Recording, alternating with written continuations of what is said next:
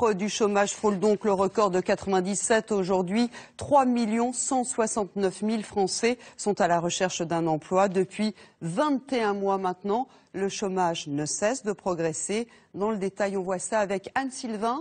Et dans son plan de bataille pour l'emploi, le gouvernement prévoit de réserver un tiers des contrats d'avenir aux jeunes peu qualifiés des zones sensibles. Dans ces quartiers, depuis des années, on se sent abandonné, loin du marché du travail. Du Nil. Des rassemblements silencieux ont eu lieu quasiment dans tous les commissariats de France. Et les policiers ont voulu rendre hommage à leurs deux collègues, libres et sans permis. Après les obsèques nationales ce matin, une marche blanche s'est déroulée en fin d'après-midi à Paris. Marc Dana et les risques d'instabilité politique en Italie inquiètent les pays européens et les marchés financiers.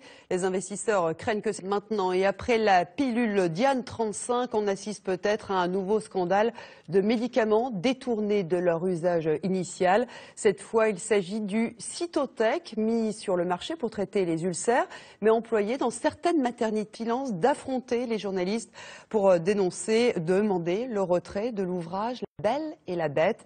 Il parle de textes, je cite, mensongers et malhonnêtes. 23h20. Neige et soleil, des conditions idéales pour ceux qui sont en vacances ou s'apprêtent à partir en montagne. En Franche-Comté, les vacanciers en profitent pour explorer la région à ski de fond. Reportage à Arc-sous-Sicon, Emmanuel Rivala et Fabienne.